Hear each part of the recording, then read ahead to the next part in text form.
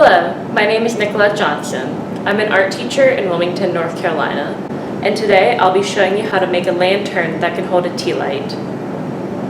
To complete this project, you will need canvas or other fabric that won't stick to clay, slip, modeling tool, a needle tool, a rolling pin, 2 firm slabs of clay, and optional is a paper model of the lantern.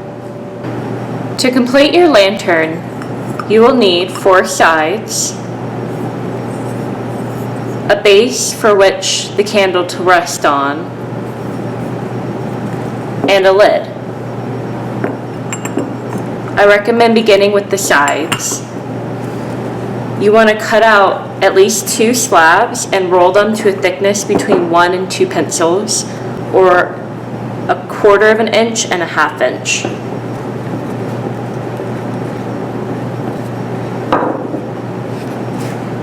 Make sure you flip them occasionally so that they'll roll out evenly.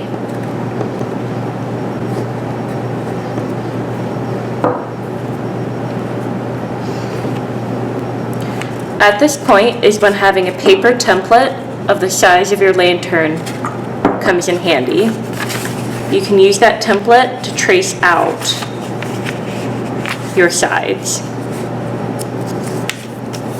I can comfortably fit 2 sides on this paper, on this slab of clay.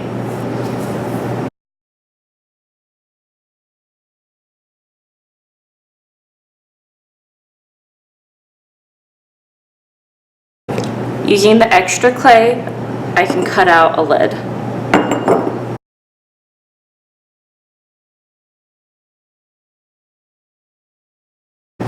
I can also cut out the inner bit that will stop it from falling off.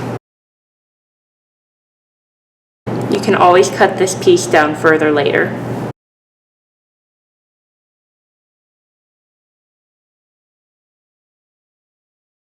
Now I'll use this other slab to cut out my other 2 sides and the base for my candle.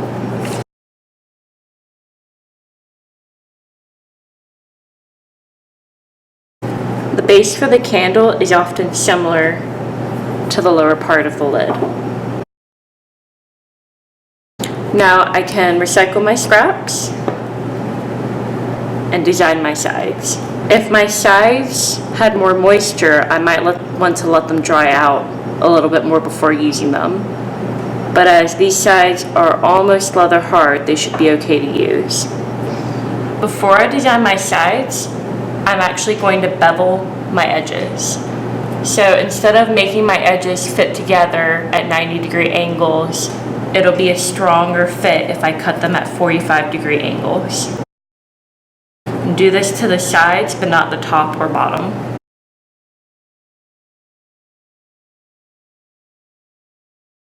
So now my sides will fit cleanly and make a nice edge.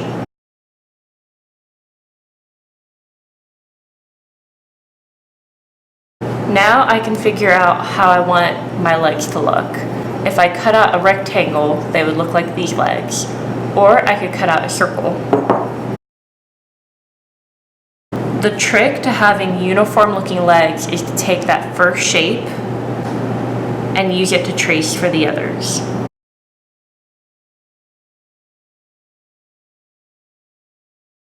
Now I can design the outside of my lantern. The modeling tool will be good enough for some bits, but a needle tool can be more precise. After you cut your shapes out, you want to gently get the clay out.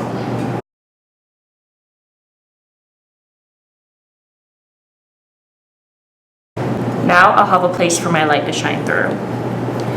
And I can also add designs on top of my lantern. I could even add shapes on top. But I have to remember to scratch and slip.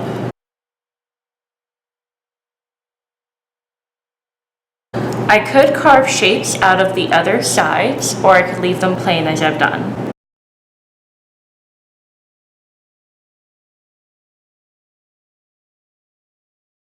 Now before I add my sides together, I want to use the base that I'm going to put my candle on. I want to trim it down so that it'll fit comfortably within the edge.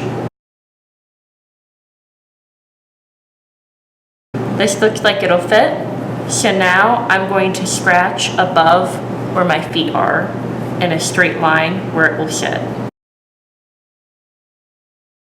I'll do the same thing to each side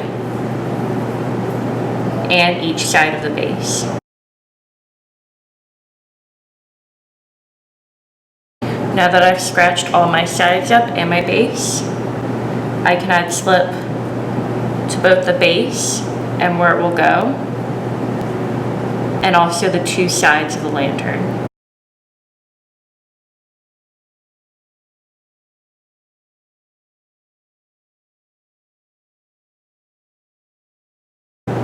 If my clay is firm enough, I should be able to stand it up. If it's not firm enough, give it a few minutes to dry.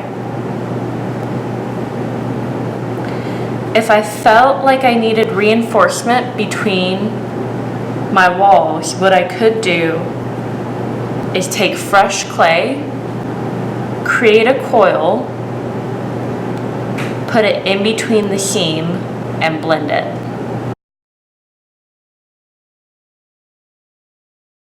If your edges are slightly open like this, just apply gentle pressure with your fingers to blend them together. Now for the lid, I want to make sure it still fits, and it looks like I should roll mine out a little bit. Now I want to take this shape and cut it to the same size as this inner bit, maybe a little shorter. Now it fits in perfectly. I could leave this solid, or if I wanted my lid to be lighter, I could cut out the middle.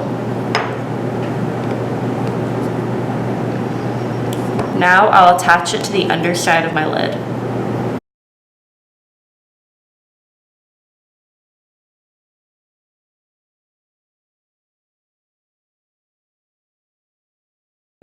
Now my lid will fit, but if it's pushed to the side, it won't fall off. The last thing I need is a knob, and I can use one of the cutouts from the legs to create it.